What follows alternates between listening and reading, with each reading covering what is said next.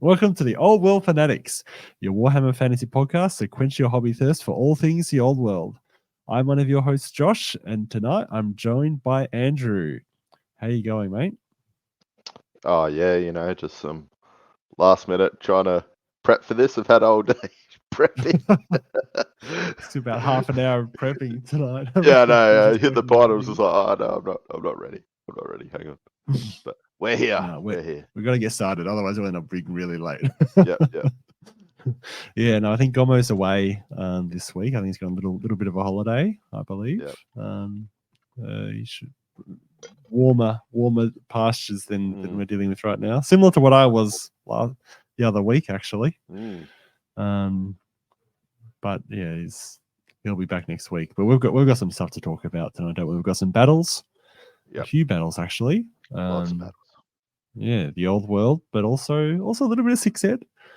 Also and the we'll old keep world. going. Most of the old world, yeah. Yes. And then we'll also just keep going with a hit, miss, and favorite series. I think we'll just hit the shooting phase, which has a few other, like, shooting phase sounds kind of boring, but there's some elements in there that do deal with most of the game, and so there's a few interesting things that we can discuss. But yeah, before we get into that, I'll go through the Patreon shout outs because we have another one. We've picked up another Patreon. I think we're up to 30 paid supporters. Because my list, as we always my list is different to Gomo's. The one I read from is the paid ones. I think he pulls up all the free ones as well somehow. But they've got the paid ones. It's just on the website. I don't know why it doesn't use the website. Anyway, so 30. The new one is Keel Hurd. So thank you very much, Keel. And then we've got David Lancaster, Tom, Matthew Klein, Thumper, Matt Morris, Thomas Vavasaur, Griff, Jess Torres, Wood Duck, Josh Griffiths, Nunanuan, Daniel Broadstuck, my cousin, Jonathan Wrangler, Elliot Mitchum, Chris Turnbull, Gilthos Draconus, Julian Diesel, Cameron Atkinson, Richard, William Payne, Robert G, Flappaloon Nut Dingle. The picture of a little squirrel chewing on a nut. Right. I love it. It's ever more creative every week. You just like, where does he come up with this stuff? And it's definitely not me. It's definitely not. Allegedly. Andrew. Oh gosh. Andrew McAllister, Bobby Gherkin, Gumwich, Sean Ritchie, Todd Lloyd, and Chapstick, the OG. The OG, yes. Yes. Thank you. That's a good list. So hit 30, which is really awesome. The legends. It's just really helps us to keep going with the Old Fanatics, sort of break even in terms of host costs and that type of thing, which we just managed. I think Gomo put up a little graphic of what we're doing, and it's like $7 in debt. We're like, okay, well, that's almost breaking even. That's not bad. Yeah. Live with that. No Ferraris yet. But yeah, it's only a couple of dollars a month for the Patreon, and it just helps us to pay for the cost of producing the podcast and the other videos we do on YouTube. And we're able to get the shout out, and we give them access to we've got a Patreon Discord channel as well that you try to do a bit of discussion in, throw up some lists and that type of thing, and work in progress thing, like pictures of what you're painting, which is nice as well. But yeah, otherwise, always good to get a like or subscribe on our YouTube channels, and because we're usually trying to push up some videos on a regular basis. Still haven't got around to doing the Bretonnian army review, but we'll get it done. I promise. We'll discuss this. Maybe we'll try to do it tomorrow. We've got to work this out. Yeah, maybe in comments away. Yeah. So otherwise, So have we got any news this week? I don't think there's been very much, has there? I haven't seen any news from GW. No, I haven't said anything for a while now, really. No. So yeah, big fat silence in that regard. I wish they'd get some Back to Wolf articles or something going. Have we had anything in that regard, as far as I know? Like, I remember we had the big 500, and that was like not mentioned at all. Yeah, that was It was a bit sad. That's a letdown. They released the What? White Dwarf. What are you doing? Oh, gee, they're just, I don't know. Out of touch. They're out of touch. Clearly. Yes. Yeah. Yes. Yeah. So, do you want to just get into hobby time? Just crack on. Yeah. Yeah. 100%. Do you have, what have you been up to this week? Ooh, Andrew? me. I've been. I'm done talking, so I'll give you a chance to talk about it for a minute. Mr. Collin is taking over, and we're just coasting on his coattails. Yeah. I've been procrastinating. No, I've actually been doing a bit. So I, in prep for these bat reps, I don't know. I'm all over the shop with my armies because I'm like doing one thing and then now I'm doing another. I felt the challenge from like the Skaven and also wanting to play other armies because I figured I only play like what dwarfs and vamps so far. I'm like, well, we need to mix it up a bit. So I started kind of rebasing my Skaven so I could fit them on appropriate bases, but I haven't glued them. I've only blue tacked them on because I just haven't committed to moving them off the Age of Sigmar bases 100%. So yeah, they're sort of in this half where the stuff, and you'll see soon why. But yeah, some of them like the A bombs and whatnot, the bases are like huge for Age of Sigmar. So I've had to take them off to be able to fit them on a 60 by 100. And I'm trying to come up with a system where I can maybe put it on a 60 by 100 and then put it on the larger Age of Sigmar base if required. So that's a So that's I think that's. I don't know. Yeah, I think that's doable. Yeah, I think you would need to work out a way of creating a frame for it to sit in, but you could totally do it, even if you used a base and just cut out a central part of it or something. Well, that's what I was kind of thinking. Or like, you could do magnets, but magnets could be a bit of stuffing around. Like it's almost like you need it on some terrain that you could sort of put magnets under rather than just where their feet are. Oh, you mean if you magnetize the model and then just swap the whole base out in and you actually you need it on like maybe some sort of a raised little ledge or something that would be easy rather than trying to stick magnets in their feet. Yeah.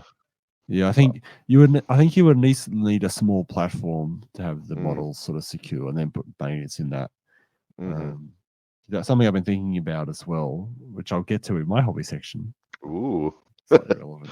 Great minds think alike. Well, what have you been doing, Josh? Well, yeah. So I'll address that one first. I mean, I haven't, in terms of actual physical hobby stuff, there's only been so much that I've had time to do really this week. I've been continuing to work on the Bretonian arches. Just getting the little details down and the type of thing. I've printed off some grassy sort of basing materials, I suppose, because I do like the 3D printed stuff, and having that sort of augment the static grass tufts and the flock, I think it actually sort of looks nice. So yeah, I've been. Could you further explain the grassy basing materials, like? Well, this is like sculpted, grass tufts, basically. Okay. And I mean, I had some bigger ones that I've put on my knights and my original squires that I did that are kind of large, but have since become available to get some smaller ones, I guess. So they might fit a bit more subtly. So they're actually just they're literally they're sculpted, so they've actually got grass blades. They're quite each blade is quite thick, and it means you can put a bit of contrast on it, and it actually sort of has more of a sculpted shape to it than just your static grass tuft as such. So I don't know, I guess the style does fit more with when you're talking about when you've got a miniature that's been sculpted, if the scenery around it is also sculpted, it sort of fits that style a bit. Yeah, But I don't just put only that on. Like as I said, like I try to mix it with other stuff at this point. I feel like that's probably the best way to do it, is having a mixture of it. The other thing that I've been doing is I've been trying to get my Green Knight together as well. So this goes into the basing thing, because I do want him to be able to be based on a 25 by 50 as well as a 60 by 30. And I thought initially I would probably just put him on 25 by 50 and then just use one of my base adapters that I've got for my lances, and and just use that. But then I was thinking, like, this special character, I do want him looking nice, and for the base to look good, where it's not just you can see a big rim around the edge, and also being the Green Knight, I do want him to be pretty foresty. So I would like, I've got, I can put thorny bushes and stuff on his base and make him quite densely foresty, in which case I would need a dedicated single base adapter anyway. If I want him looking nice, I actually probably don't want to put him on a 25 by 50. What I'm probably better off doing is, because the Green Knight is mounted up and he's rearing on his back legs, I'm probably better off actually mounting just the horse itself on like quite a small base, like a 15 or even a 20 mil base or something, like just enough to support the horse. Magnetize the bottom of that, and then just have two other bases with a corresponding hole, either a 25 by 50 base with a magnet in the bottom, or a 60 by 30 base. And that way I can just swap him out, and he has a dedicated base. And being that the mount, like the base he's on is actually quite small, I should be able to model it so it's quite well hidden. And that way I can multi-base him, right? And it might take a bit of work to get it looking good, and I've got to put these things together in the 3D printer to be able to do it. And that's the beauty of the 3D printer, right? I can design things to my specifications and don't have to worry about like cutting up MDF and stuff, or a laser printer. I mean, a laser cutter. So yeah, that's my plan with him. At the moment, I've just been putting it together, but I haven't done the basing as yet. I really want to get him together so that I could at least then decide how I want to base him. Like, do I want to put a rock or something, for him to sit on? And then that will dictate how big his initial little platform needs to be. Sorry, I'm just going to sneeze. Bless you. Sorry about that, guys. Thanks. And that's most of my actual hobby. Like, I was at the Slow Grow yesterday, and that was probably the other thing that I spent a lot of my Warhammer time doing,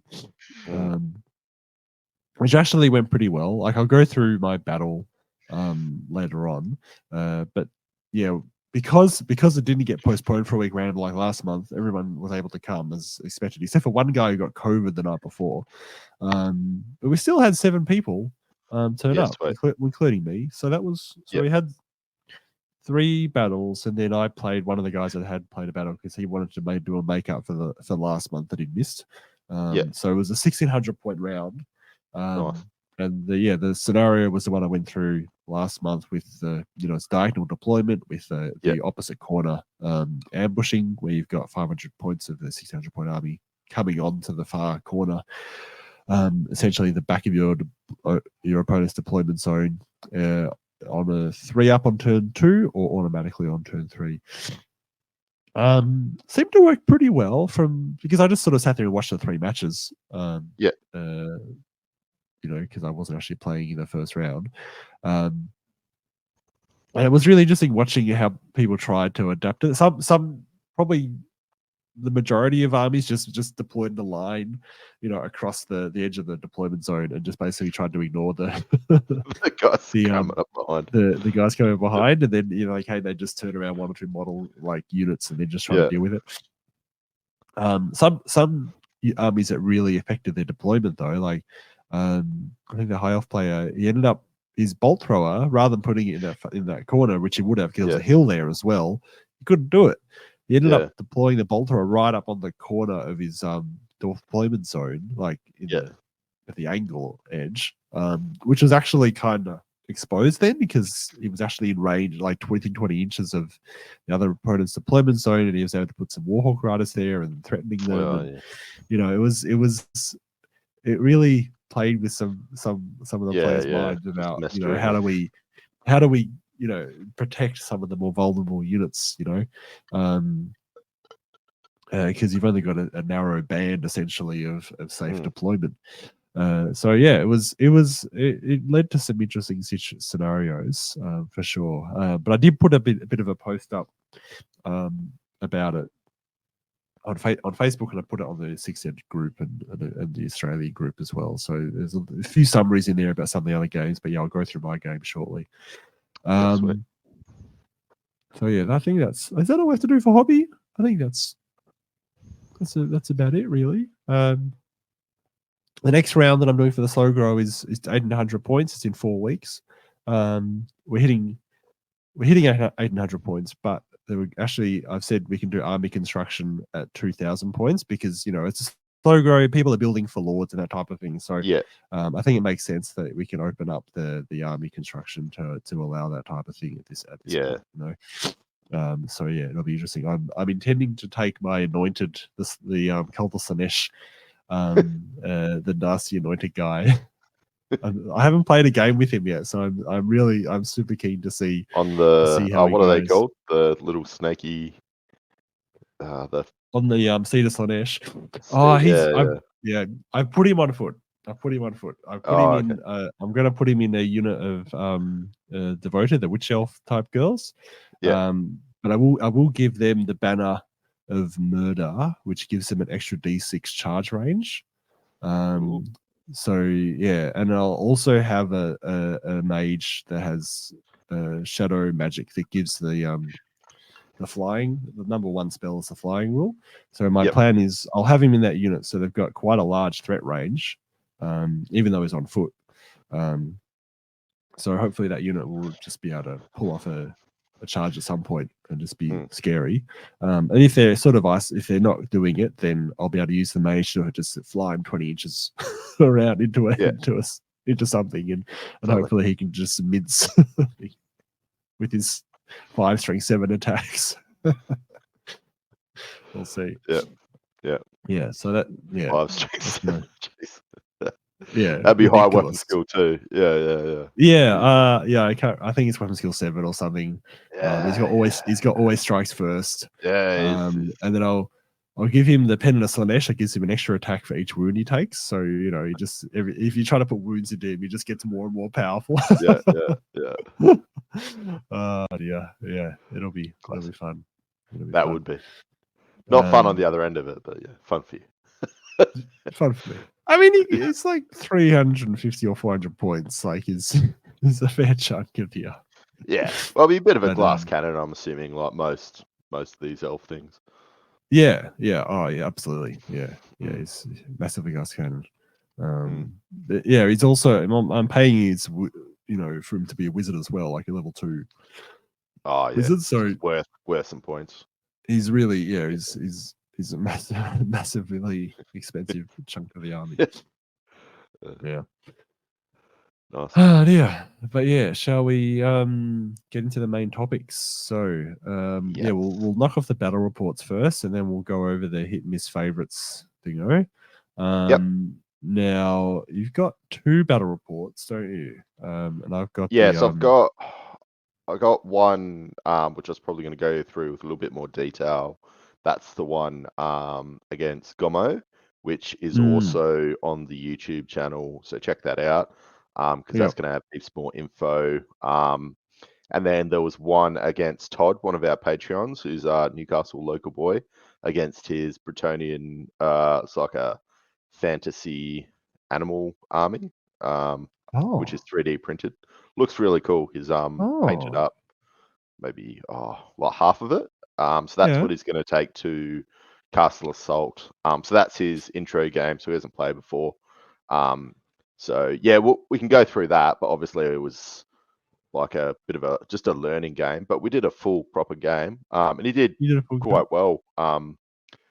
With his arm is actually constructed pretty good. Nice.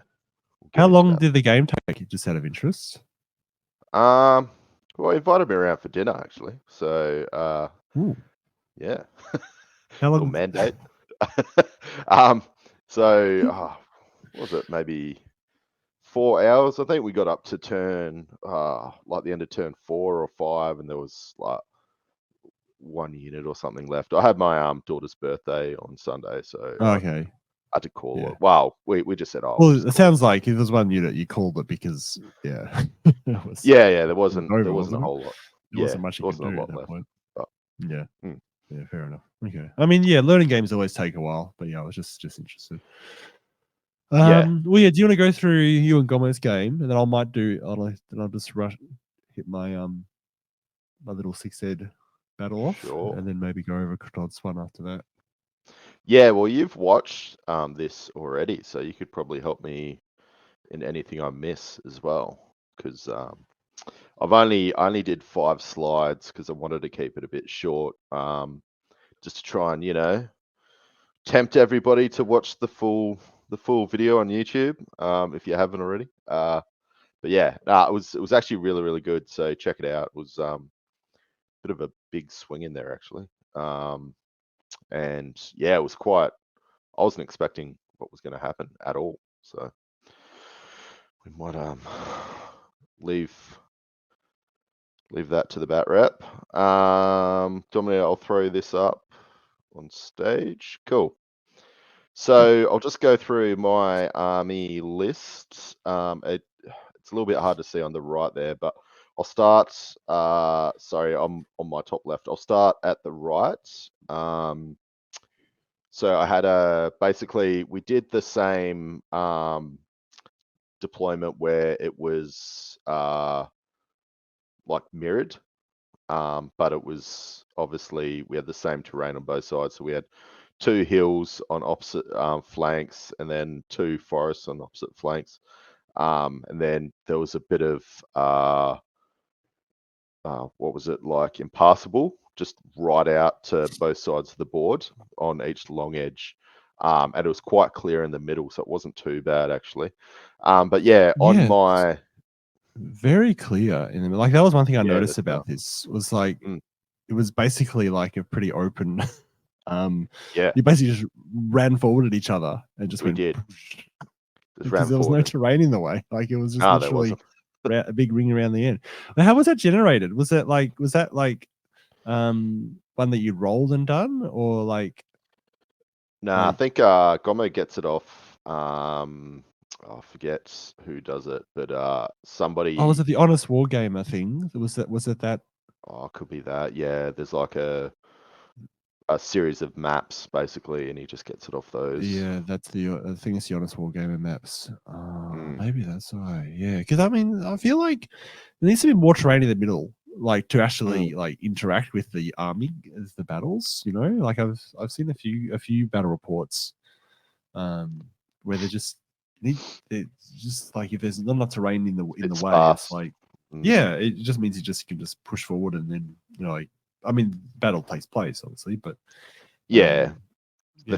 the tactics of having that terrain and using that to your advantage, I think, is probably something that, like me, just being suppose like a middle table sort of bloke, I don't really take terrain into as much account as what like people on the top tables tend to do. Like, they can really plan ahead. Whereas for me, I'm just like turn 3, I'm like, oh no. It's like you sort of got one of your premier units stuck in a forest or something. It's like, oh, okay. Yeah, well, you don't Yeah. yeah. But Anyway, yeah, yeah. but the same, yeah. It's anyway, yeah, yeah. So go on. So We'll yeah, get sorry, I into it. sort of Yeah. interrupted your momentum. No, no, no. Um, so yeah, on my left, I had a bomb. So sorry, I was taking Skaven. So it was my Skaven versus Gomo's orcs. So originally, I might have stitched him up actually, because with my Castle Assault list coming up, I sort of said to him, "Oh, take the dirtiest, meanest list you can, because I really just want to test out these dwarves, and I'll give you my list, and you know what I've got, and then like try and tailor it to beat it, sort of thing. Like I want to see where its weaknesses really are." I said that going back like a few weeks, and then I kind of got my head into wanting to take Skaven out for a bit of a run. So I think Gomo had in his mind that I was going to take the dwarves because I said, "Oh, in one of our battles coming up, we should do this." But then I said, "Oh, I was taking Skaven." It's like, "Oh, you're not taking the dwarves." It's like, "Nah." So I think he was sort of expecting that battle. So I sent him my Skaven list, just so he knew I was taking the Skaven, and then I said, "Oh, just change your list around, like obviously not going against my dwarf list, knowing what that brief was for that. So it wasn't like an anti-dwarf list coming up against Skaven. So I didn't want to stitch him up in that regard. So he's put a list. He said he made a few changes, not too many. Obviously knowing that he wouldn't be facing the dwarves. So basically, yeah, on my left, it was a battle line, just straight standard battle line. Then on my left flank, I had an A-bomb. It was pretty much mirrored the whole way across, actually. I wasn't getting too inventive here. I had 30 clan rats next to them, 33, sorry.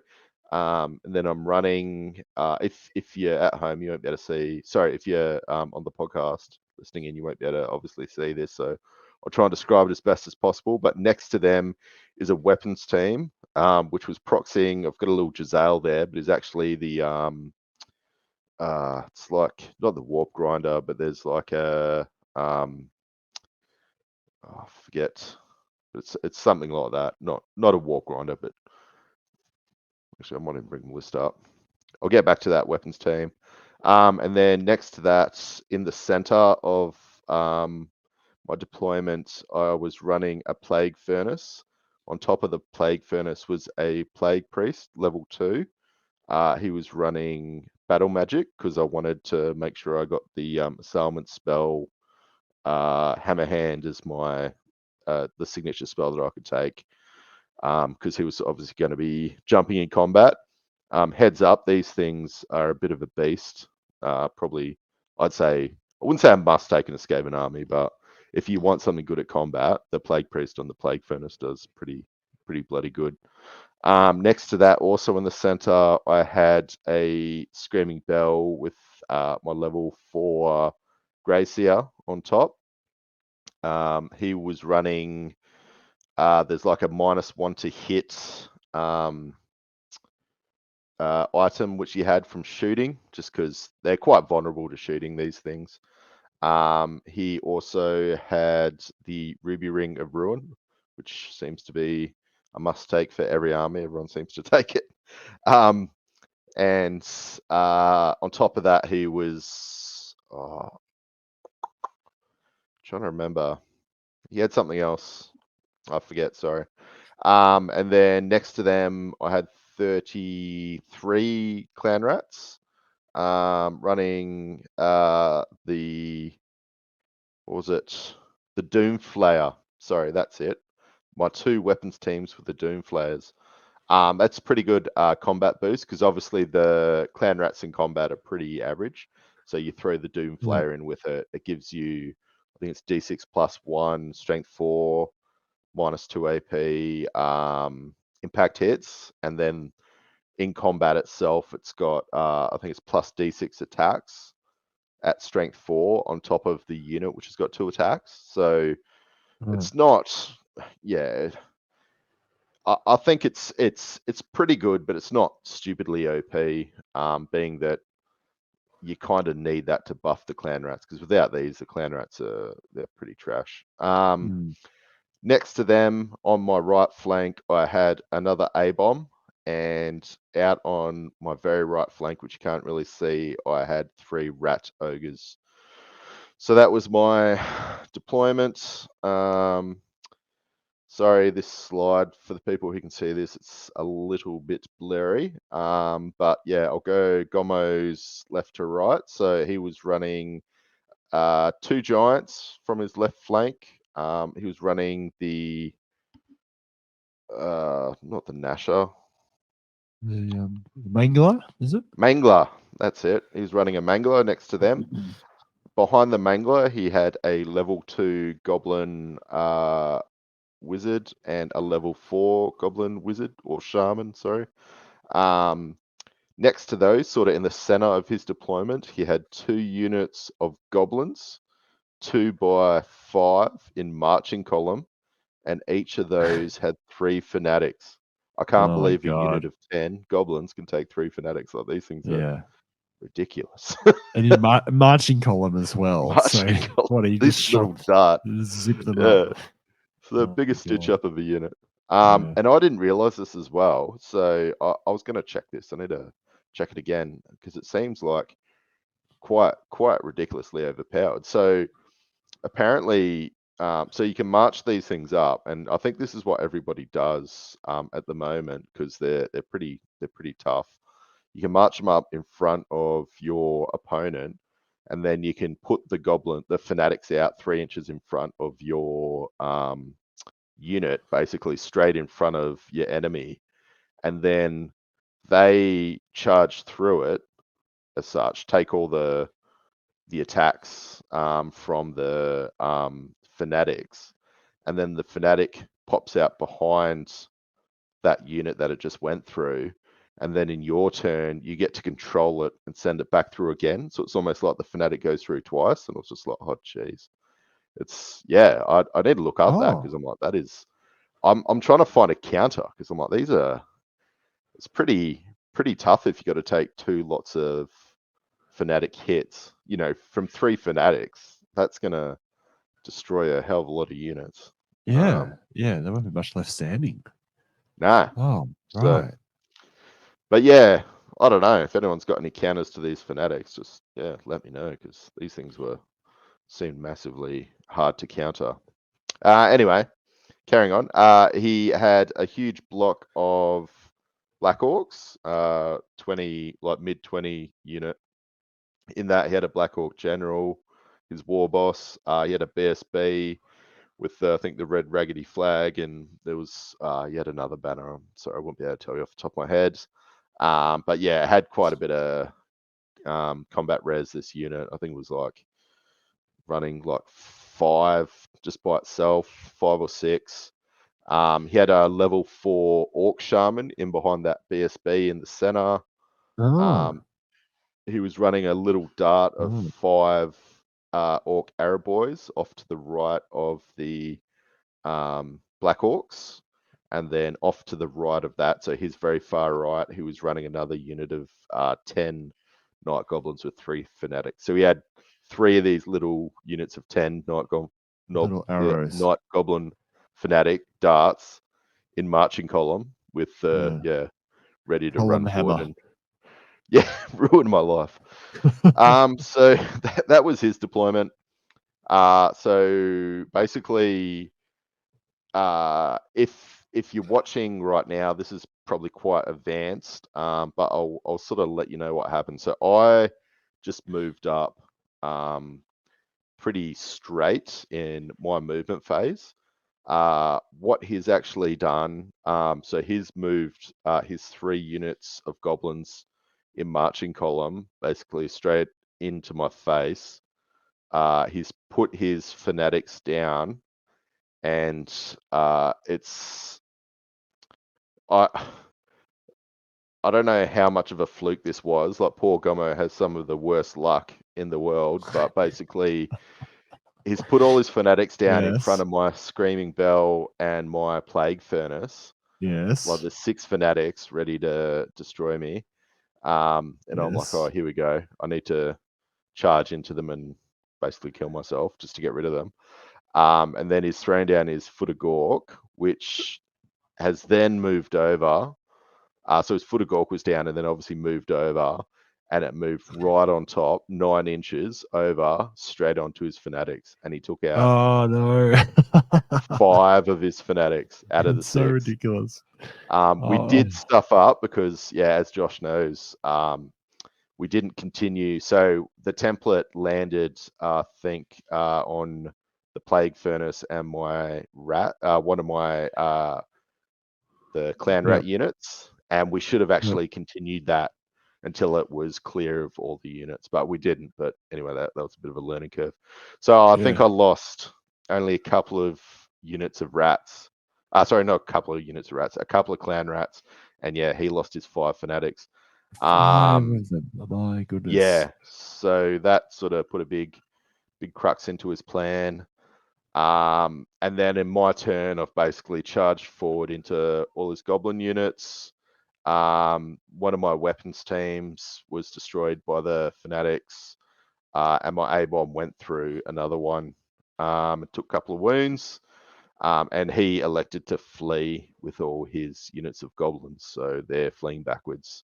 So it sort of like left me a little bit exposed with because my plague furnace charged forward into probably the furthest, trying to get these goblin units, because basically I charged with I think 70% of my units charged forward, and obviously they all failed.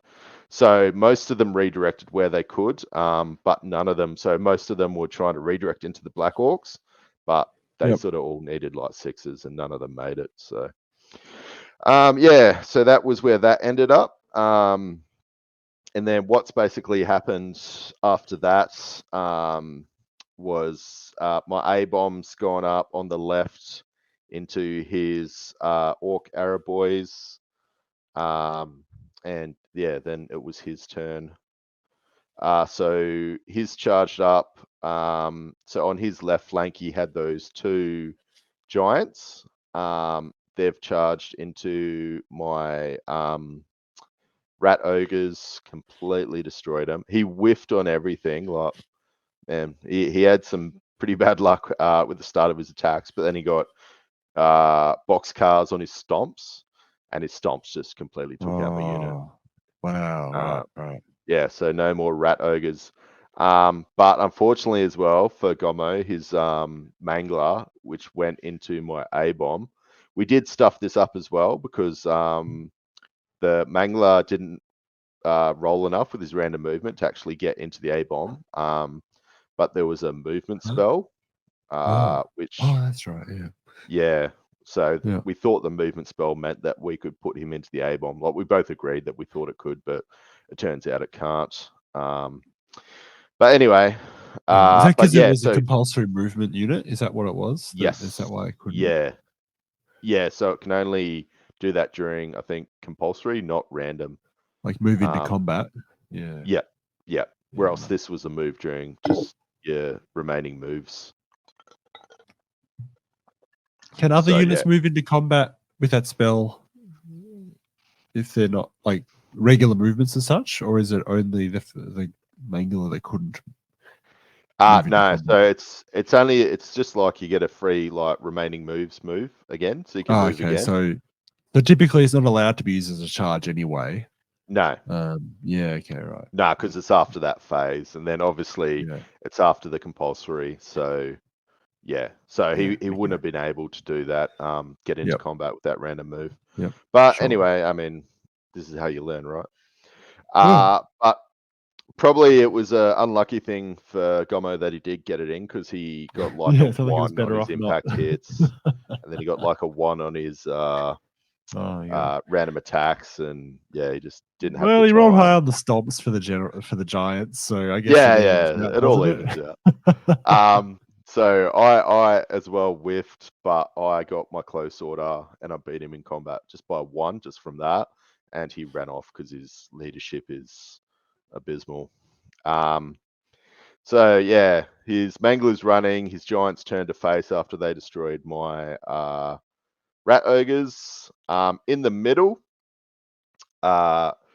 he basically rallied his goblins, and I've gone in with my clan rats and my weapons team that I had off on the right. He charged in his Black Orcs in the previous turn into my Plague Furnace, and I challenged out. He gave me his champion, but I lost combat because he had so much static res, and I ended up fleeing. Not fleeing, sorry, like falling back in good order or giving ground, one of the two. So I've gone backwards, but unfortunately I've lost my frenzy, although it's not always a bad thing losing frenzy, because it can be a bit of a pain in the butt. So that allowed me in my turn to basically charge in with my clan rat units and my screaming bell as well. And then I was able to challenge out his general this time. He threw his general up when I challenged with my plague furnace again. And yeah, I did quite well. Ended up killing his general. And just with the clan rats and the impact hits, I was able to take out most of his front rank. So I did quite well on combat res. And he ended up running, and I broke and run him down. So he broke, sorry, and I run him down. The A-bomb on my left flank, he took out, what did he have there? Some goblins and his orc archers, and then that turned to face, and then ended up going into the center where he had his mages. So I was able to get a couple of his mages just with the random movement. So I got pretty lucky there. The only other thing as well, out on the left flank, his two giants basically, he turned his giants to face me in the center, and I sent my A-bomb into one of the giants, and we literally just killed each other at exactly the same time with the stomps. So the A-bomb and one of the giants went. Yeah. And that left him with so once I basically killed the black orcs, I turned to face one of my clan rat units into the giant, and he sent the giant in, and then his giant ended up playing my clan rats, but then he was only down to one. What did he have? I think 1 or 2 wounds, and then by that time I positioned my plague furnace into a position where he could charge, so the plague furnace has gone in, and then finished off his giant, and that was pretty much game. So yeah, ended up being quite bloody. It would have been completely different if he didn't blow up all of his own fanatics, pretty much, in turn 2. So that was a bit unlucky on Gomo's behalf, because that would have taken out, probably taken out my Grey Seer, and would have done some wounds onto the plague furnace as well. So it would have been a lot of trouble there. Yeah. It would have made a massive difference. As you say, those fanatics are really nasty. To lose 5 out of 6 with a foot. Oh my god. Yeah. Because I would have had, dare say, 4 of those fanatics would have gone through my. Because that's the thing, they kind of just sit there, and it's either charge them. It's kind of one of those things, like it's because you can't shoot them, and you can't magic missile them off. The only thing you can kind of do is get them with templates, I suppose. Like if a template moves through them. So you really, as he just stuck. did, yeah, to himself. Yeah. So you're sort of stuck. I mean, if you it seems like there's limited sort of ways of mitigating them, in a way. Yeah, so Much you're more limited than sort of previous editions. Yeah, it's just like if he's in marching column and it can just come straight at you, really just limits a way to counter that unless you can somehow get something up to get the goblins into combat beforehand or panic them off. But they're right next to his general with his BSB, so it's going to be very hard to panic them. Yeah. But yeah, I'll be interested to see people's counters or hear. Yeah, indeed. Indeed. Did you want to hit your battle? Yeah, I can go through mine. So mine was a slow grow. So yeah, this was another 6-head game. Another 6-head? Another 6-head's good, bar. It's fun. It is fun for sure. It is fun. So I'll just go through because I had a lot of fun actually. Yep. I'll go through my so again the slow grow this month was 1600, but I was essentially playing a makeup game with the high elf player Matt. So I ended up taking my 1400 point Dark Elf roster, which is basically 2 sorceresses, one level 2, well, they're both level 2, and one on Laura Slanesh with the Tome of Fury, which gives me an extra spell.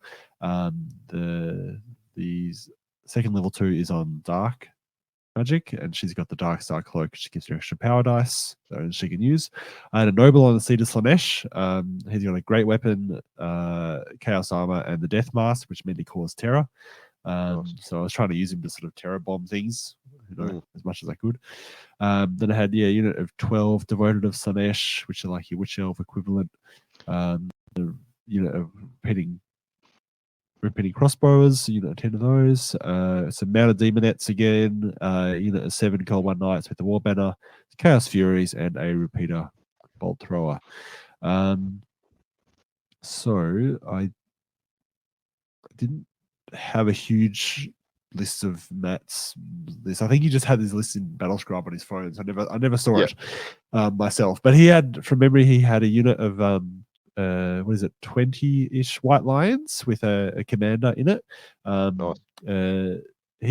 I'll might go through the deployments at the same time, actually. Yep. Because he deployed that. Now, actually, I should go through this scenario as well, obviously. Because the scenario is last month's scenario where it was the hidden flanks, essentially. So you deploy the central guys, and then you've got a couple of units that you deploy on one or the other flank that you haven't declared until everyone's finished deploying the center guys. And then it's also the scenario that's got the fog, where each turn you roll an artillery dice times it by 4, and that's how far everyone can see. How far you can see. The misfire is just the sun's out. And then it's also got the bog. The fog and the bog. So the bog was the cavalry, unless they're in 3 inches of a rocky terrain feature or building or a forest, they have to take a dangerous terrain check. I mean, not dangerous, difficult terrain check. If they roll a 1, they're in the half movement. I am house ruling in this whole slogan that you can march if you're in difficult terrain, which in 6th by the rules you can't. But I've just made it official house rule, because otherwise it's just it is. It's just way too restrictive.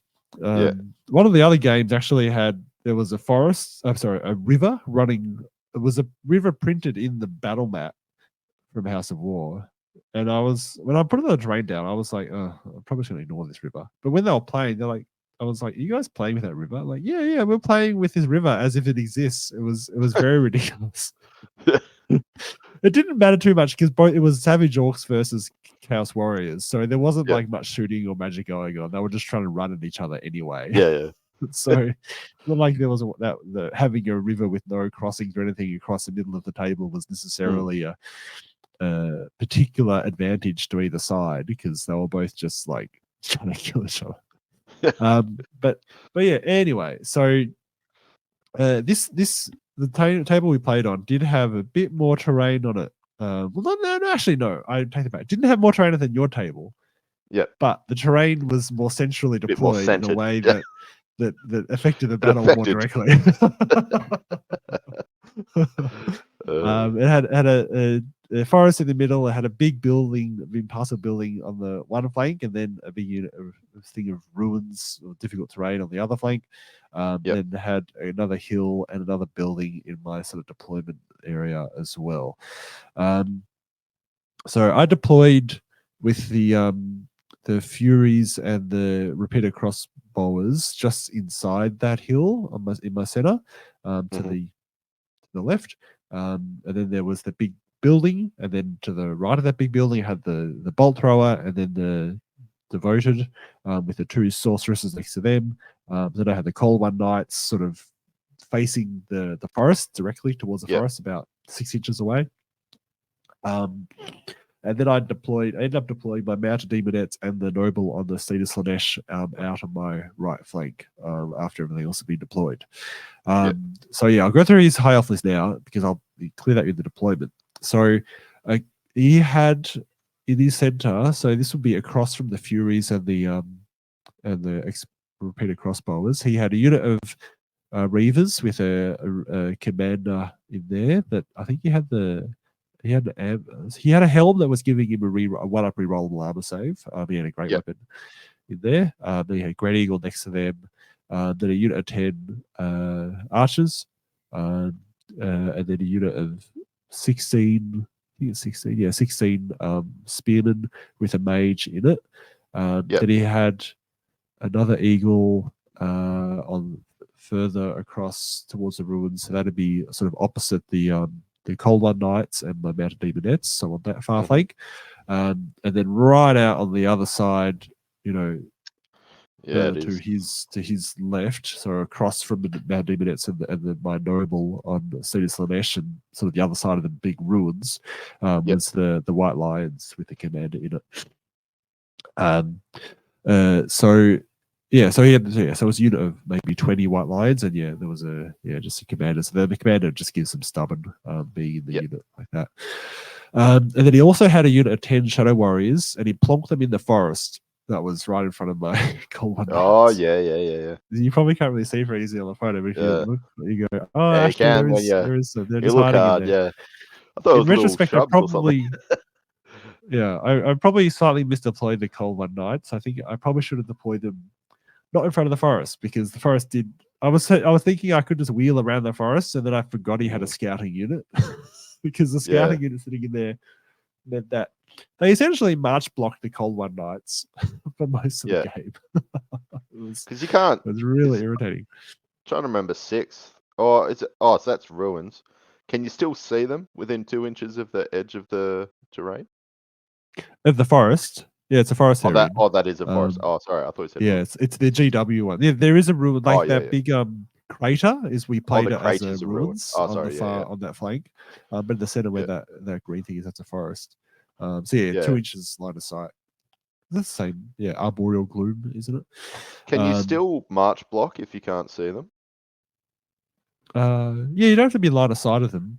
Because that'd be annoying. Because you couldn't charge them, but they're just march blocky. So it's like, it's pretty annoying. It's almost like you can't catch them.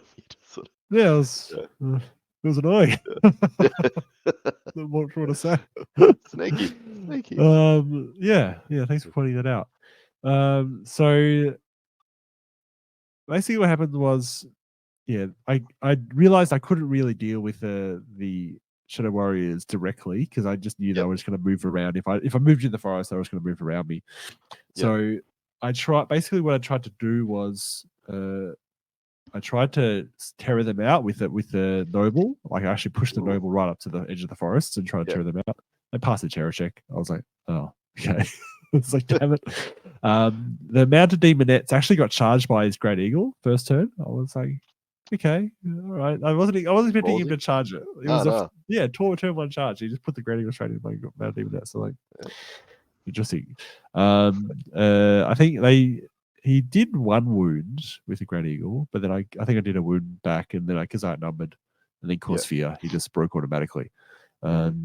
And I just chased him down, and then the Mounted Demonettes actually slingshotted across the table, and then in my turn 1, they were like at the far side of the table, like looking at his spearman with a mage in it on their flank. I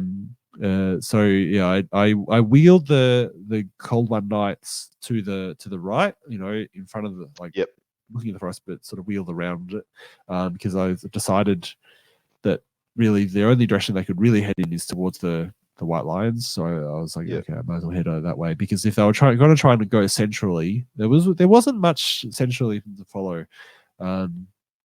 because he'd actually put his Reavers, he'd redeployed them going around the building on the other side of the table, which meant that there wasn't the Cold One Knights either were going to try to take the spearmen or the archers, but I felt like the devoted were sort of heading centrally with the 2 sorceresses, and I felt like with the Mounted Demonettes causing some ruckus, and then the bolt thrower maybe taking some wounds off the archers, that they could probably handle them. I didn't really have much of a plan for the Reaver with the commander in it. I had the Furies on that flank and the repeater bolt crossbowers. And I was thinking maybe if I cause a panic or something, I can push them away, or who knows. And then the Shadow Warriors were like, I I didn't know how to get rid of them, because if they're in the forest and I couldn't terror them, if I failed to terror them, and they just want to hide in there or just want to pop out and pop in again, it's like I wouldn't be able to reliably get something line of sight that could charge them. With those Shadow Warriors, you did actually pull them out of the forest. Once I'd moved everything forward past them, they popped out and they started beelining towards the bolt thrower. but I managed to whittle them down pretty successfully. I think I ended up with killing 7 out of the 10 with a combination of magic and shooting. I wonder if I've got a. No, I don't. With the bolt thrower and maybe a whip of the blissful throws, the Slanesh whip. So, but he did actually manage to get a charge off, and I think he got 3 into my bolt thrower crew. I think we exchanged a wound, and then I fled. And so like it was such a ridiculous comeback because there was only a couple guys left. But we both had hatred too. Like Shadow Warriors in this edition have hatred, but because he's high elves, my whole army hates him.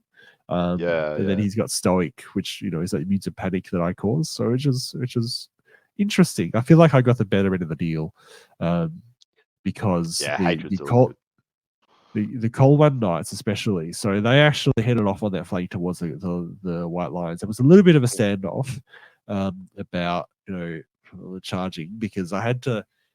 They've got a 14-inch charge, which is okay, but when you're trying to charge of elves with a 10-inch move, it is a little bit. It's a little bit of judgment still, because you want to make sure you get close enough that you can charge without getting too close so they can charge you, but also not too far away that if he backs up 2.5 inches, he's going to get out of your charge range. So ideally you want to move about 11 inches away. It's actually there's some judgment there. So I did try to push him up, and he did. He backed off his 2.5 inches. And I was like, oh man, this is really close, but I really just want to. I'll just have to declare the charge, see what happens. And it was right on the 14 inches, like maybe 2 or 3 millimeters in. Like it was so close. Because if I found the charge, I just stumble 7 inches forward. Then suddenly the White Lions are charging me. It's the last thing you want. Do you have fled? You reckon? It's a tough call. You would have been. I think I'd have to. I'd have to. Because if they're running in with the great weapons, they've got 3 ranks. They're outnumbering me. Yeah. I think I would have had to make that call. Luckily, I hadn't given them the mark of Slanesh, because if I'd given them that, then they wouldn't have been able to flee. Okay. And the other thing that helped me too was that I got that charge in, and I also got the Noble and the Seedal Slanesh in on the flank at the same time. Yep. So it was essentially a double charge. Oh yeah. Which worked really nicely in the end, because it meant I could kill his commander, with the Noble straight up, because hatred, man, it made a massive difference. I kept re-rolling. Was he on that side, or did he challenge? He was on that side. He was on the corner. Oh, okay. Yep.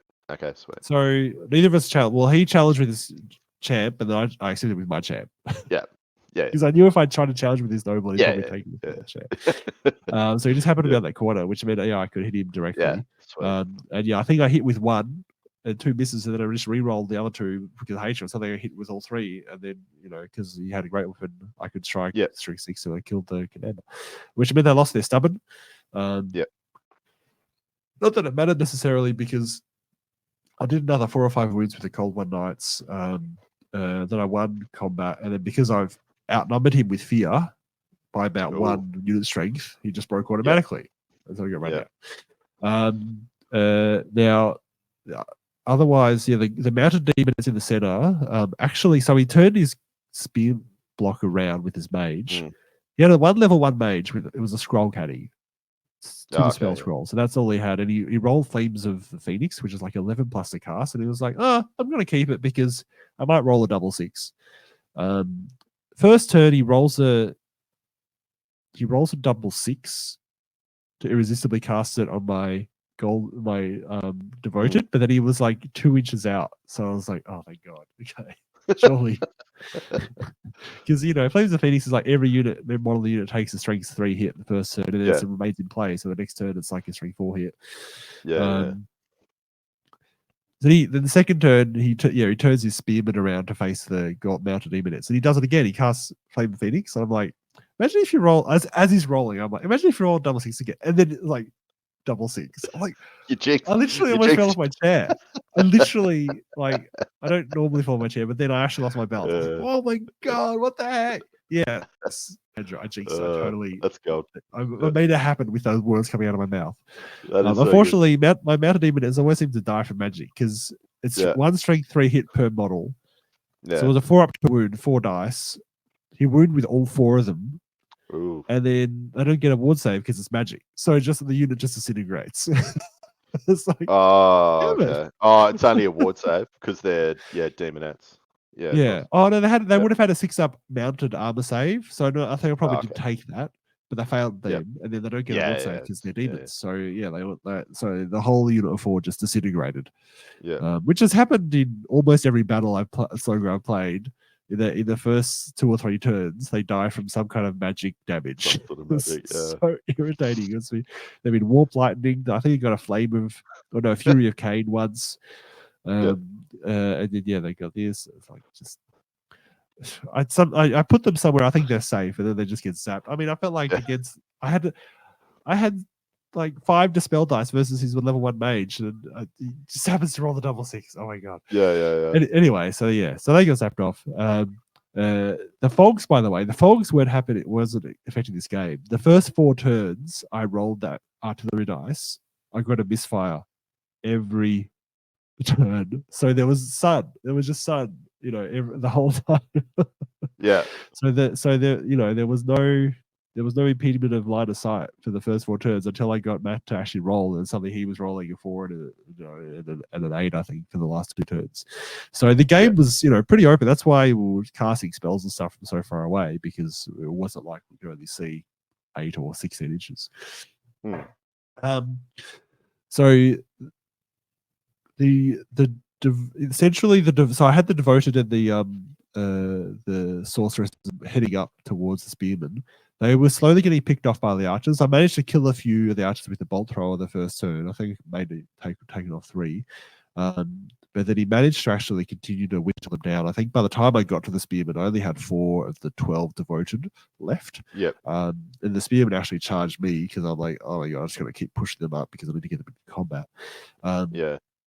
And I managed to actually kill the mage that was in the spearman unit when he charged me, with the devoted.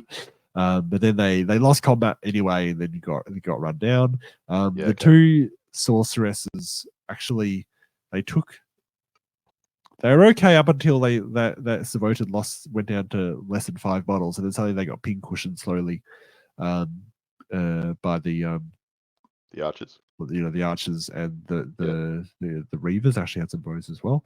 Because on that far flank where the reavers are, they actually come around. So he actually pushed his eagle up to try to redirect my furies. He actually fled with the eagle. He only fled like 8 inches, and the furies actually just successfully charged the eagle and killed it. And they actually ended up just behind the reavers. So his reavers actually ended up coming straight forward around the hill and charged my repeated crossbows. And just got rid of that unit, and then they sort of reformed and headed up centrally. I've got a photo here of sort of later on in the game. So you can see the reavers ended up moving up there. And then the Furies carried on behind the building. They ended up charging the archers. I think the archers failed a fear check and fled, and then the Furies ended up just eating them. And that was sort of most of the game, really. So I ended up. It was actually quite a close game because as much as I killed the White Lions, he managed to take off both my sorceresses by the end of the game, the devoted and the repeated crossbowers. So it's actually a fair chunk of my army as well. So I think I did end up winning, but the victory point margin was only 164, and you got to be 150 or more for a win. So it was a minor victory by like 14 victory points. It was, really close in the end. But yeah, it was actually quite a fun game. I quite enjoyed it, and I feel like there was maybe some deployment errors I made in terms of where I could have put stuff. I suppose. I think the Coleman Dice might have been better more centrally to take on the blocks, or maybe threaten the Reavers, maybe. But yeah, it was super fun. Look forward to the next round. Yes. Being a high elf player, playing 6th, how did you find? I found that was quite interesting that he had a higher level character in, because that was that Lord level character in the Reavers. No, just a hero. We don't have any lords yet because only a 1400 points. Oh, okay. Oh, Yeah. okay. Yeah. Sorry, because you usually see them in obviously your Silver Helm units, etc. Yeah. Yeah, it So, was interesting choice. So I mean, I guess it gives him a lot more maneuverability because in 68 yeah. the character doesn't take away the fast cav rule or anything like that. And he had a great weapon, so it does add a bit more punch. But I haven't seen that unit take on anything nasty because the game I saw him play against the Wood Elves, I think he charged out of the unit into something else, but so far I've only seen it tackle the crossbow, repeated crossbows. I know the Reavers aren't that scary by themselves, and if the character has only got 3 attacks, and if he fluffs his attacks, I'd be worried that unit is not going to be that powerful. So its only benefit is it's so maneuverable, and then the character gives them a bit more punch because so if they get into a flank or a rear, which they could easily do, it could do some damage, but I think you got to use it very carefully, against anything that's good, reasonably tough, or a good amount of combat res. Yeah, but yeah, it's a good little it's interesting like. choice. Yeah, I was just thinking, like, psychologically, if you got that sort of like coming down your flank, you're like, oh, I got this. Even though they're Reavers, you're like, oh, I got this hero just running down my flank. You'd sort of kind of distract you a bit to maybe commit resources to deal with it. And he could maybe just have the ability to turn around, like it's just kind of like a bit of almost a bluff. Yeah, that's true. That's true. I mean, it did feel different to a normal sort of, like fast cav unit. I felt a bit threatened by it. I agree. And that's true. You could very easily redeploy it if he feels like you've deployed too many resources to. Yeah, that's probably a good way to think about it. Yeah. That's good. Interesting concept. I don't think I've seen people stick like a character in there, so might have to. No, yeah, as you say, it's usually silver helms, isn't it? Like if you're going to put a character in, a cav. Yeah. Sweet. Anyway, so that's that one. Yep. Sorry, I'll try and share my screen again. All right. Yep, because this is the last one, isn't it? So this is the one you played against Todd. Sorry, I have to apologise for this. For my next battle report, it was only a friendly, like I said. So I only took the one picture because I just sent it off to Gomo because he was like, "What are you up to?" I was like, "Oh, I'm just playing with Todd." So it's just but I should be able to explain kind of what happened because it was pretty easy. I had the exact same list as what I took against Gomo because that was only a couple of days prior. Oh, okay. Yep, the Skaven list. Yep. Yeah, the Skaven list. So the only other thing, sorry, I forgot, was the Gracier's other item. So he had the Ruby Ring of Ruin, as I said. Of course. Shadow Magnet, which was -1 to hit from shooting, and he had the Law Familiar, so he could pick his spells. But against Gomo, I completely forgot about the Law Familiar, and I rolled for my spells like normal. But yeah, other than that, it was exactly. Funny. So yeah, I'll just run through this. So like I said, it was just a friendly against. What's the all those cards? Are they handwritten cards behind his units? He is. So Todd, because he was learning, he's a list writer, like a by hand list writer. They're getting a bit a bit hard to find now. But yeah, he likes a bit of paper and pen. He's one of the old breeds getting around. But has he written and what down is each? he has unit cards for each one. Unit cards for each one. Which is good for learning, and it also helps speed up the game. I've done this a few times as well. So yeah, would have taken him quite a while to write that out. Yeah. Oh yeah, very 100%. intricate timing and writing. He actually put together a pretty good list. I was because Todd likes to hit a bit of the fluff. Like he likes the fluff. I think he's sort of like that, bit of an immersion player. So he kind of cool stuff. He Yep. likes bringing cool stuff, not just like, you know, what's the strongest list. But yeah, it's actually he's come up with a pretty good list, which I'll go through now. So I'll just hit my deployment. It's almost a mirror of what I did the other day, just because with your Screaming Bell and whatnot, it has to be next to a unit of rats, basically, to give it a leadership buff. And the Plague Furnace and the Screaming Bell, they need to be within 1 inch of a unit to get the drag along, so they get their movement characteristic. Otherwise, they only move 2 inches. So Oh wow. if it's not next to a unit of rats, you're in trouble.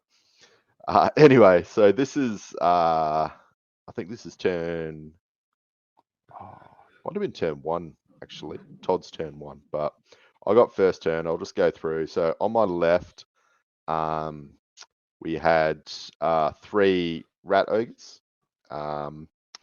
Then I had sort of coming back towards the center, we're running an A bomb. I had the 30 odd clan rats. I had, in here, which you can't see, I had a weapons team. I had my Gracia on Bell.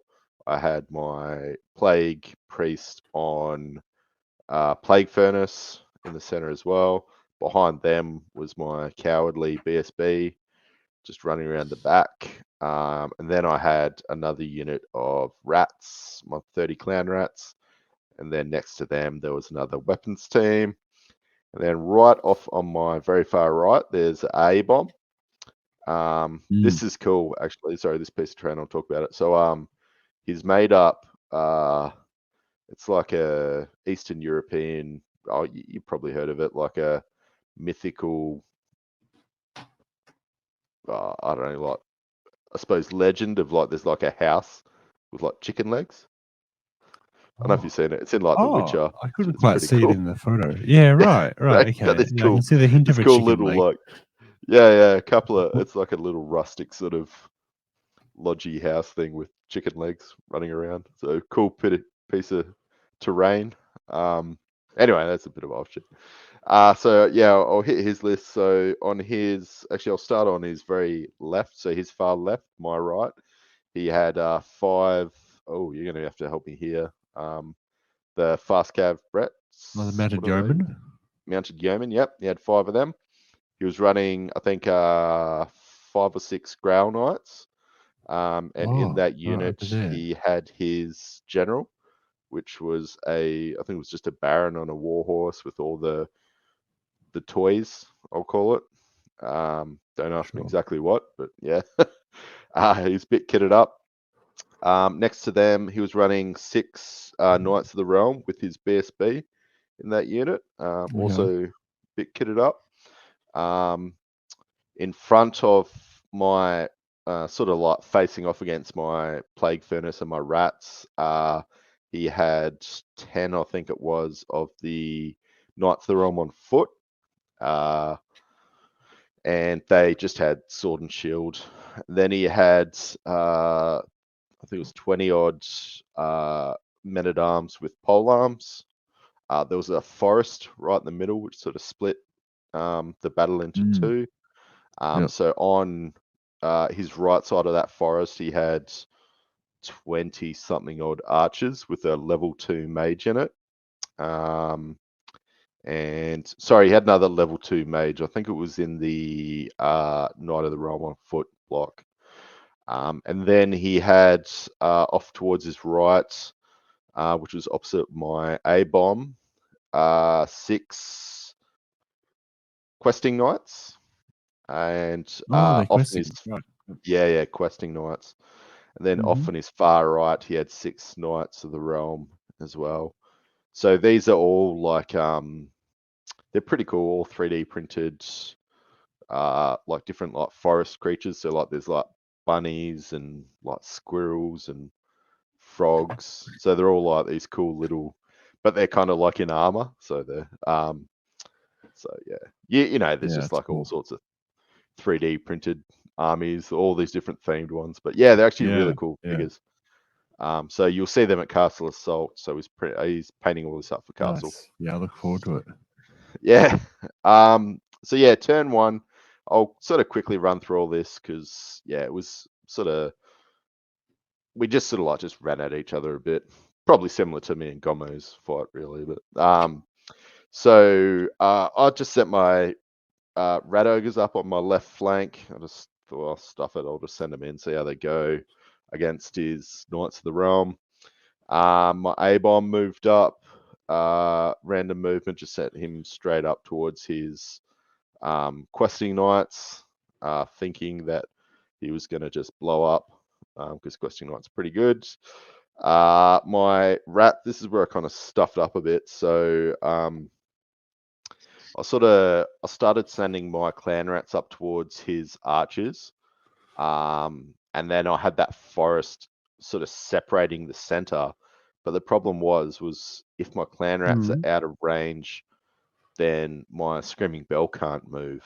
So it's kind of all can only move a couple of inches. So the fact yeah, the forest is going to split them in two. yeah, There's not enough space either literally. side for one of them. Yeah, so it's kind of like, oh, what do I do here? So anyway, we'll get into that. And then yeah, I just The magic pushed of forward. terrain. Yeah. So everything's pushed forward towards. I was mainly going for his infantry blocks because I'm like, well, he's going to just be able to pick his combats with his knights on his left flank. I tried to send my A bomb up quite aggressively, but I think I got a 3 or something or a 4 on random move, so he hasn't moved up very far. Yeah, right. So yeah, on his turn, as you can see, his Knight of the Realm block has come in and hit my Rat Ogres. FYI, completely destroyed them. They just, yeah, they. I think he took 2 and I fled and he ran me down or something like that. But What? yeah, they didn't do too well. Funnily enough, my A bomb absolutely minced. He rolled quite poorly, so he got I think it was like his to hit rolls just didn't go too well. A bombs are actually hits. Yeah. yeah. The A bomb's actually really, really good in this edition. They're one of the better monsters. So they actually go really well against like infantry or like anything with armor. They got all these different attacks which you can kind of tailor to who you're going against. So anyway, they didn't do too well. They fled, and I believe, yeah, I did. I ran him down because I think he fled like 5 inches or something. So ended up running him down, and yeah, so that was his turn. So in my turn, I basically turned to face my A bomb on my left flank towards his Knights of the Realm that destroyed my Rat Ogres. So that was heading off towards that. The rats that I didn't know what to do with that were going to be separated by this forest, I just ended up. I just kind of went forward. I really didn't know what to do. I was sort of like following this line as best I could, and I'm like, oh, I might peel off and end up running up here. So I was just going to see what happened there. Towards the bowman slightly, Towards the bowman. Trying to hit the bowman. Yeah. Yeah, maybe go through the forest. I was sort of like, oh, what should I do? Anyway, so they were heading up towards there, and basically I just kept up pressing towards his center. So he sort of ended up moving down a bit, and my A bomb on my right flank ended up pushing up. So basically, he ended up charging in with my A bomb on the right flank, and yeah, that ended up blowing up. And so this is what did sort he of like hit with the ground knights? Is it? Yeah. I think it was the ground knights ended up taking him on. And I sent basically all my units up into. So I think it was my Plague Furnace and the Screaming Bell went into his polearm guys. Took a couple of turns, but I got rid of them. And then my rats went into his my clan rats on the right flank went into his Knights of the Realm. guys, and Oh, the ones on foot. yeah, the ones on foot. And then yeah. he obviously later he ended up charging in with his Knights of the Realm in lance formation, and ended up, as you can imagine, destroying my rats. So my clan rats ended up running and fleeing. And I sort of ended up having this schmozzle in the middle where, because I didn't have any clan rats, because clan rats also boost my leadership. So I'm just like, oh, I ended up having clan rats out of range of my bell. So my leadership's gone from like 10 down to 7 for my general. I'm just like, oh no, here we go. Wow. Yeah. But the Plague Furnace ended up going quite well. So that ended up, they went into the Knights of the Realm guys on foot. I believe I ended up taking them out. On the left flank, the Knights of the Realm ended up going into the A bomb, and he ended up taking them out as well. They started fleeing, and then he started heading up towards the 20 odd archers, and they were just peppering shots at him as he slowly made his way up.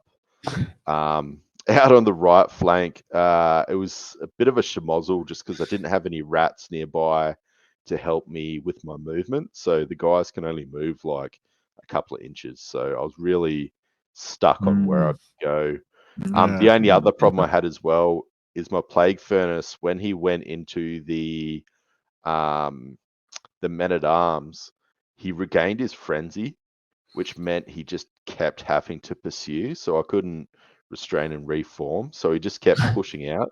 So my Plague Furnace actually ended up right towards his board edge. And they ended up running off the board, the Polearm guys. So they just kept like just falling back in good order, etc. They finally went off the board. And what ended up happening, funnily enough, is Grail Knights turned around and then they ended up going into him. So this is actually how good the Plague Furnace is. So originally I was like, oh, with the Plague Furnace, I'm like, oh, I shouldn't, because it's an introductory game. I just didn't want to start doing challenging shenanigans. So I just thought, oh, we'll see how it actually goes against like a full Knight bus, like the Grail Knight bus. And funnily enough, the Grail Knight bus couldn't, I think it only took off like a couple of wounds. And then it was able to take off quite a few wounds from his Grail Knights. And yeah, ended up, I did challenge him. So I challenged him right at the end. So they were in combat for a couple of turns. He lost all his Grail Knights except for one. I believe it was his champ and his general, who was his Baron. And yeah, I challenged him out right at the end and then ended up killing his Baron. And that was pretty much where we called the game. The A bomb on the left flank ended up going into his archers and took a while. He actually got him down to like one wound, but then the archers finally fled off.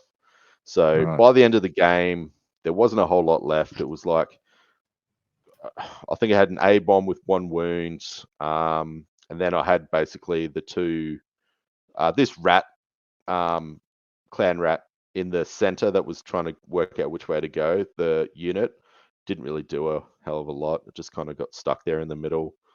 And then he had like a couple of bits and pieces. We ended up kind of fighting in the center, but we ended up calling it about turn 4 because it ended up being quite a bit of a long game. But I think the rats might have slightly had a bit of an advantage at this point. So I think I had, the A bomb left, one A bomb with a couple of wounds, had the clan rats, and then I had the Plague Furnace and the Screaming Bell, but they were heavily missing quite a lot of wounds.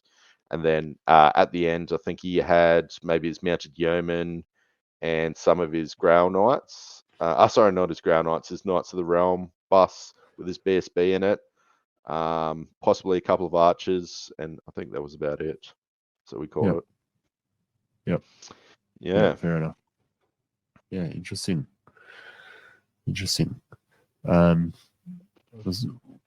was wondering when the plague was running down the yeoman, I was wondering whether there was any line hammering going on when the yeomen were falling back in good order. Nah, they went really well actually. The whole thing went really well. I think he just needed maybe I think he's possibly doing that for Castle Assault. Get a Lord level character on a hippo, just to combo Yeah, charge with a unit of knights. That seems to be a yeah, really good. Those combo charges do really well. yeah. We need something on a monster, a bit more mobility for the champs, because yeah, it's different. Those characters in older editions of Bretonia, Yeah, you almost always put them in units. I mean, the hippo was viable, but you know they were equally valid. You know, whereas in the old one, my impression is that yeah, you really got to stick them on a monster because they're well protected and yeah, they're highly maneuverable. They can really get anywhere you want them to get. yeah. But yeah, cool. Was he keen on the old world after that game? What was his Yeah. perception? No, it was good. We had a really fun game.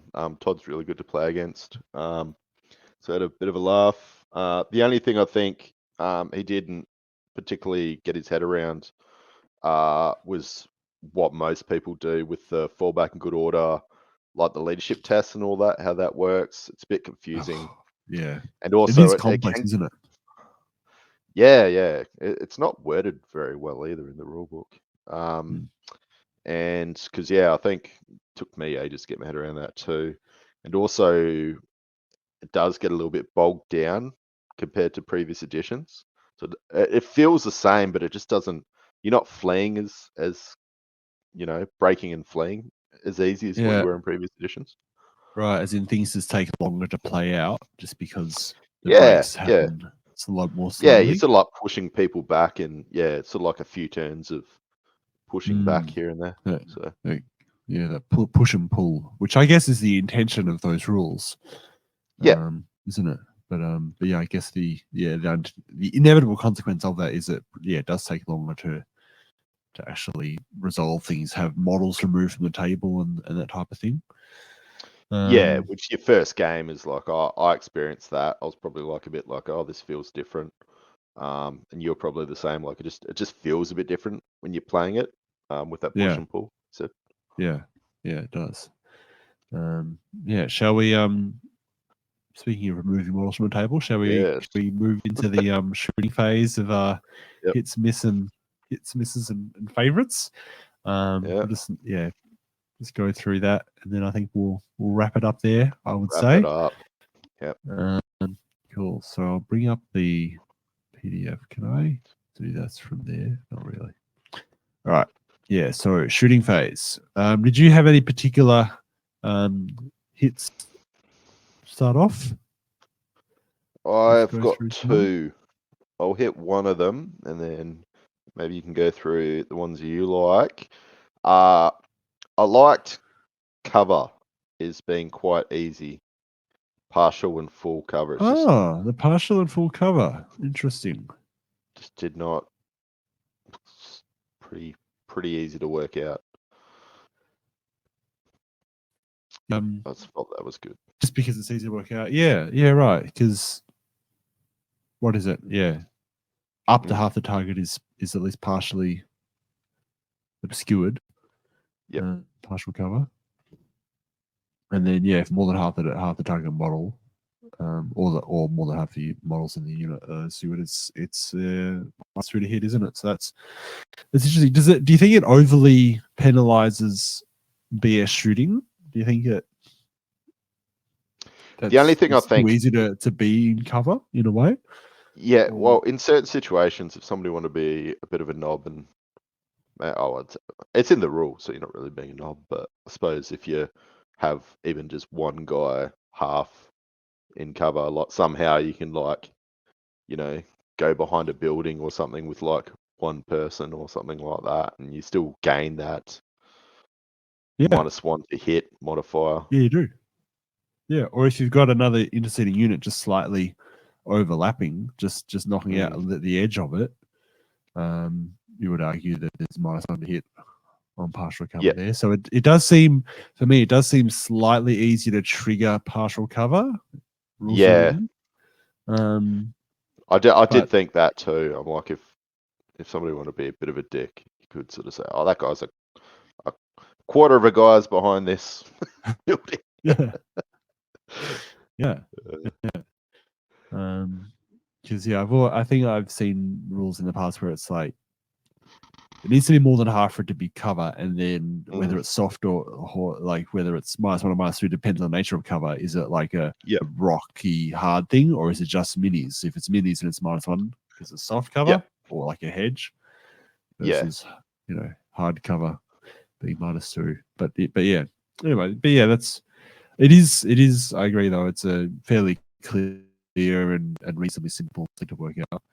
One of the hits I had was the wound chart, because that's hidden in the shooting phase, in the shooting section. Because I think the wound chart's the total hit because it's a bit more forgiving than the 6Z1 because you can go up to what was it 6 pips before you can't Mm. wound something, or is it Too 4 tough. more? I can't remember. Yep. But before it's too tough, but it's not as Yeah. forgiving as this 8Z1 where anything can wound anything. Keeps going. One string it just goes all the way to the top. Like I think that was always like slightly immersion breaking, so I didn't really like that. But yeah, I think that it's a nicely balanced. Did you have another hit? Did you say? Yeah. So this is kind of like I don't know if it's a hit. Could be come under faves. I'll put it in my hit anyway. Was I Yeah, like go the for it. old 1 rank and 2 on a hill to shoot. Yeah, The only thing I'd nice.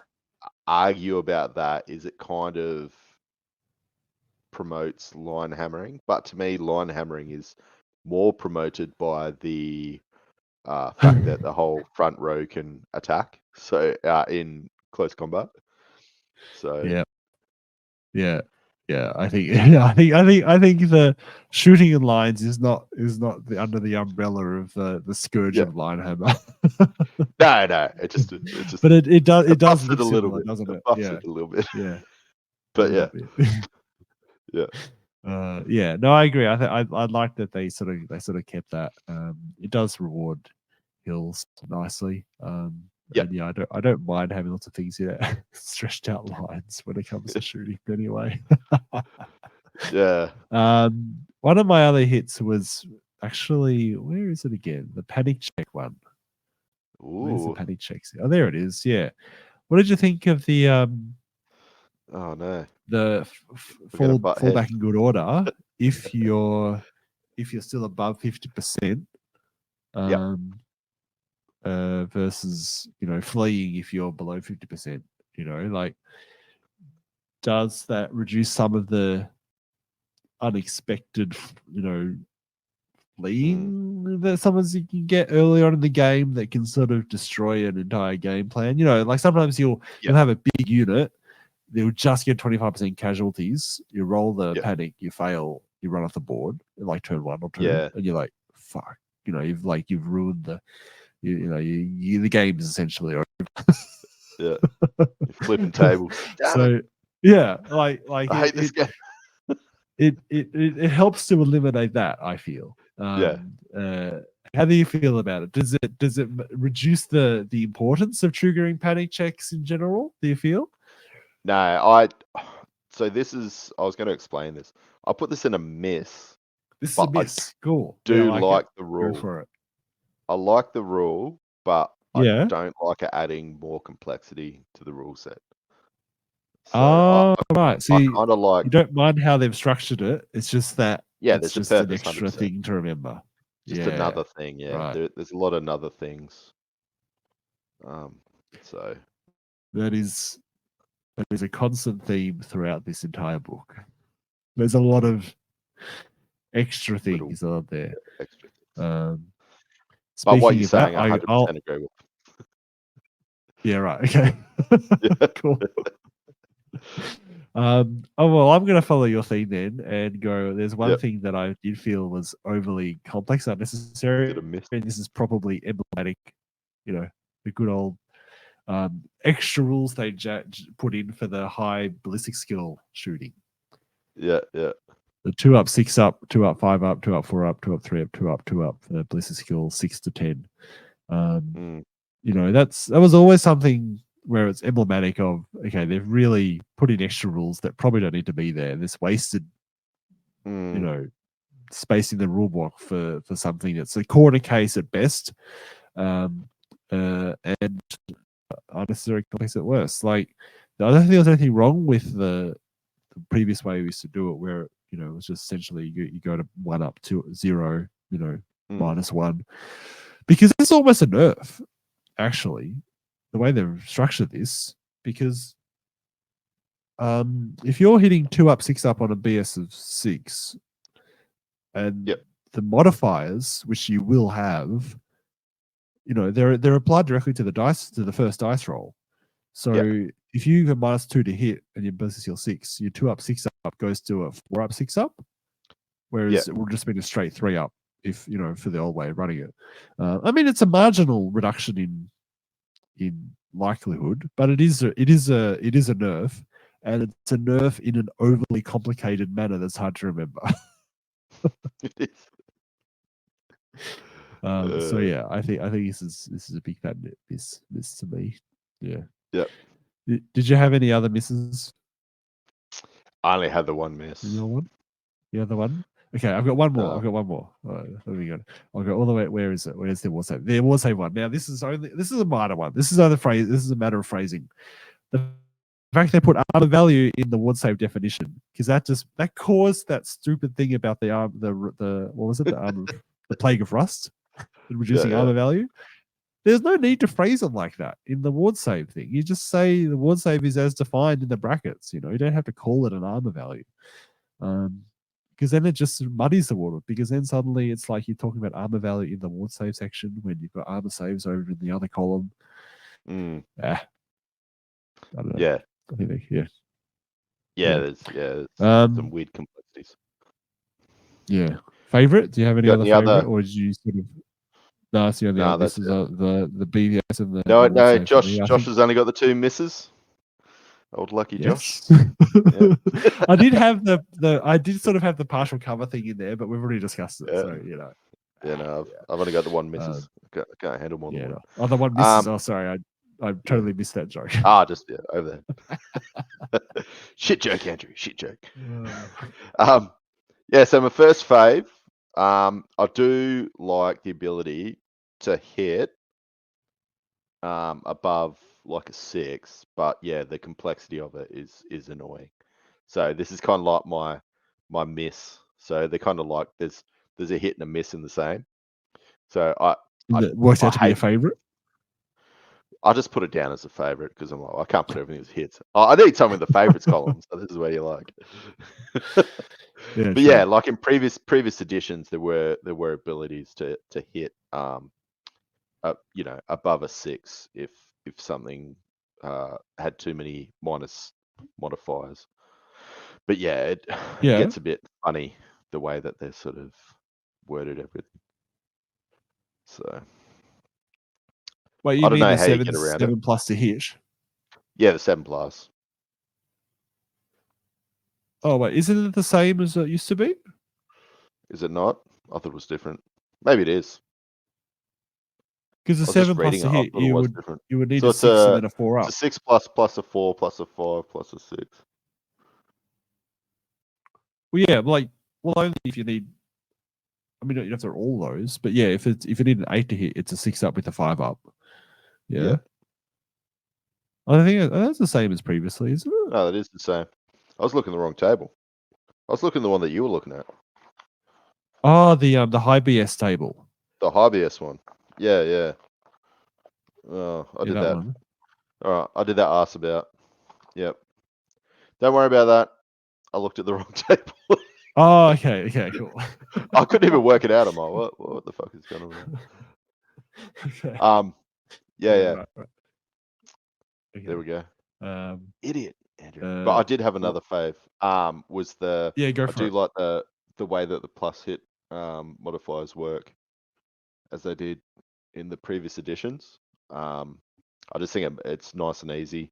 The only thing that is annoying is they don't have all of them in this table, which Oh, gives why me the don't they? shits. Yeah, why aren't Yeah. skirmishes in this table? Just put it in there. Don't. Mm.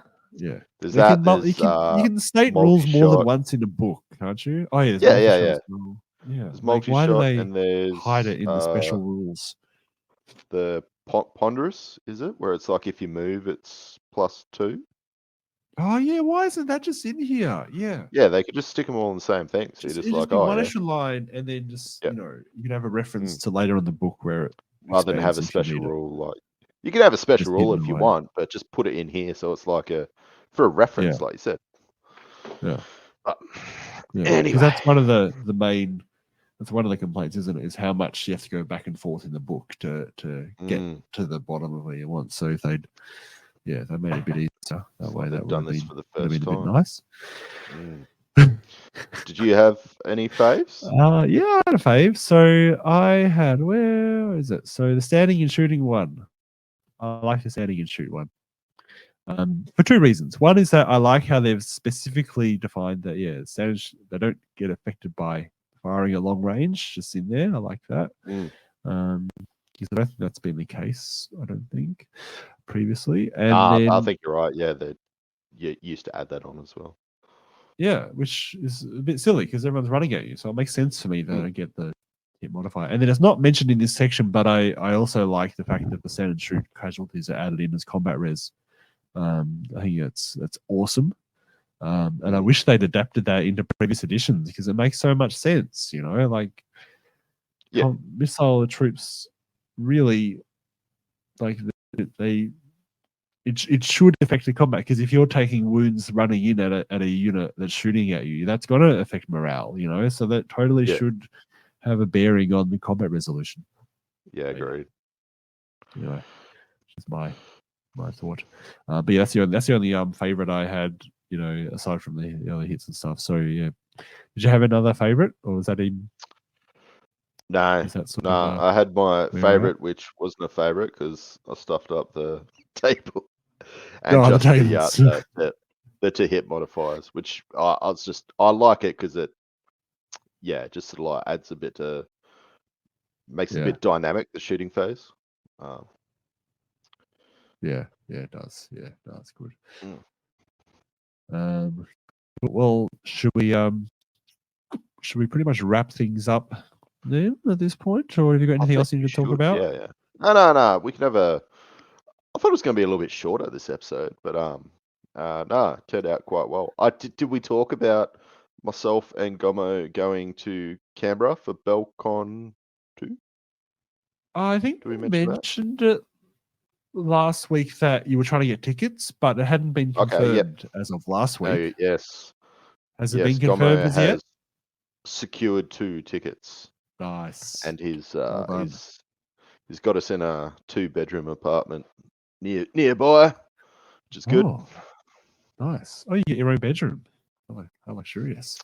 You're not sharing a double bed or anything like that. Nah, well, I was trying to hit him up, but he didn't seem too keen. So yeah. Yeah, you can only put the feelers out there. Yeah. I can only try. You Can only dream. So wait, so what weekend is that then? So that's at the end of June. Is that the 29th, 30th? Oh, right. So it's only what, 3.5 weeks away. Yeah, it is close. We've got written here 29th, 30th, I think. Yeah, so that'll be interesting. I was Because he got that. Yeah. Thinking about taking the Skaven. Oh. But we'll see. Okay. It'd be the perfect time to actually just get the dwarves down pat and just get them ready for castle. But being that I'm the person that I am and I can't focus on one bloody thing. It depends how serious you want to take it. Yeah. The problem is, I think Gomo said I've actually got to read the tournament pack. It's what do they call it? So it's got to be modeled the way that it's represented. So like it's represented Yeah, on what the you see is board. what you get. Yes, that one. So I'm not too sure if all my armies match that. I think they basically do. But yeah, I'd just have to check that because I might be trying some things that have got, different weapon configurations. So I don't mind that, but yeah, it can be a bit hard sometimes with, especially, like Lord characters that have got so many options and they've only got so many models for them. So you sort of like pigeonholed unless you want to start hobbying different weapon configurations and things.